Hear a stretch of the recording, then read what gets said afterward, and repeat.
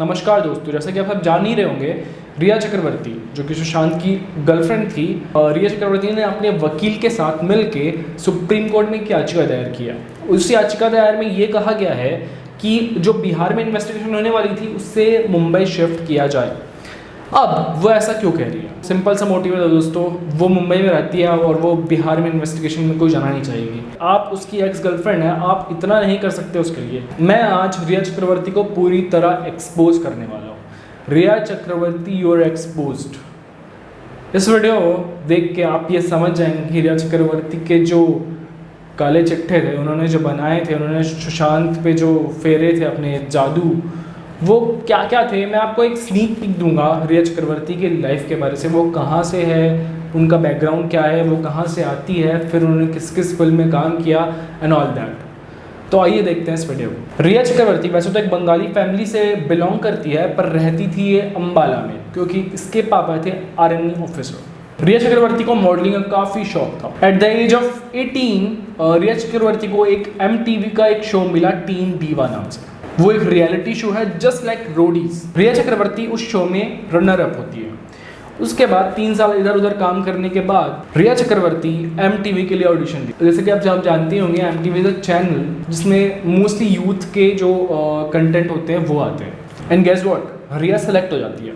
रिया MTV की VJ बन जाती है, जो कि आपको पता होगा आयुष्मान खुराना, बानी जे, ये सब भी पहले VJ रह चुके हैं MTV के। फिर वहाँ काम करने के बाद रिया चक्रवर्ती को एक ब्रेक थ्रू मिलता है मूवी में इन 2013। रिया चक्रवर्ती को एक मूवी मिलती है, मेरे डैड की मारुति। मूवी तो बिल्कुल फ्लॉप हो जाती है। उसके बाद इधर उधर 2-3 साल काम करने के बाद रिया के लाइफ में आता है महेश भट्ट। हाँ, वही महेश भट्ट जिसको आप सब जानते हैं, one of the renowned 70 years old director of India, जिसे जाना जाता है कि नए नए एक्टर्स को वो इंडस्ट्री में लाते हैं, ऐसा वो कहते हैं। अब इसके पीछे उनका क्या मोटिव रहता है, क्यों लाते हैं, वो तो वही बता सकते हैं। महेश भट्ट बॉलीवुड के एक सबसे कंट्रोवर्शियल इंसान है। वो इंसान जो अपनी पत्नी के लिए हिंदू से मुस्लिम बन जाता है, अपना धर्म परिवर्तन कर लेता है, तो सोचो वो इंसान क्या क्या नहीं कर सकता है। कोई अपना धर्म चेंज कर सकता है, मतलब वो कुछ भी कर सकता है। तो ऐसे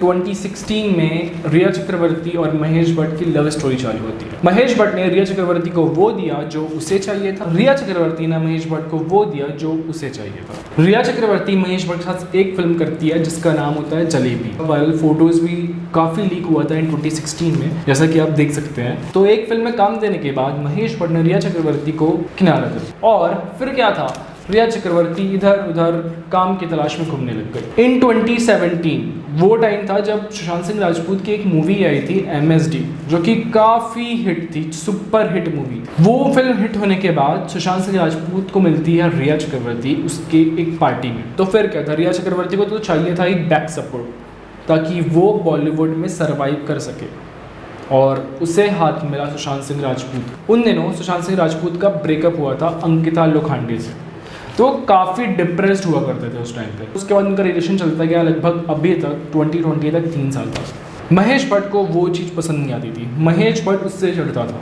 महेश भट्ट को चाहिए था कि रिया चक्रवर्ती मेरे साथ ही रहे। रिया चक्रवर्ती थोड़ा इंक्लाइंड हो गई थी सुशांत सिंह राजपूत के ऊपर। सुशांत सिंह राजपूत उस टाइम पे डिप्रेस थे, तो उन्हें भी एक सपोर्ट चाहिए था अपनी बात बोलने के लिए, तो उन्हें वो रिया चक्रवर्ती में दिखे। ऐसी न्यूज़ आई थी कि सुशांत के मरने के पहले, थोड़े दिन पहले, सुशांत सिंह राजपूत के साथ रिया चक्रवर्ती रहती थी उनके घर में, उनके साथ। इसी बीच महेश भट्ट और रिया चक्रवर्ती का जो सिनेरियो चल रहा था, उस बीच में सुशांत सिंह राजपूत और रिया चक्रवर्ती की लड़ाई हो जाती है। किस टॉपिक को लेके? इस टॉपिक को लेके।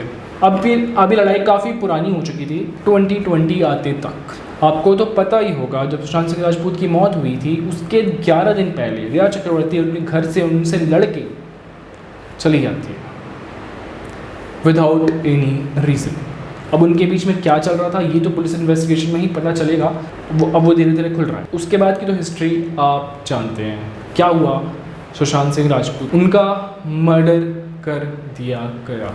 अब किसने किया है ये अब तक तो क्लैरिफाई नहीं हो पाया है, पर जल्द ही हमें आशा है कि ये क्लैरिफाई होगा। सुशांत सिंह राजपूत को इंसाफ मिलेगा, जस्टिस फॉर सुशांत सिंह राजपूत। इसमें बहुत सारे इन्वेस्टिगेशन होने बाकी, पर इसमें सिविल इंक्वायरी बहुत जल्द होने वाली है।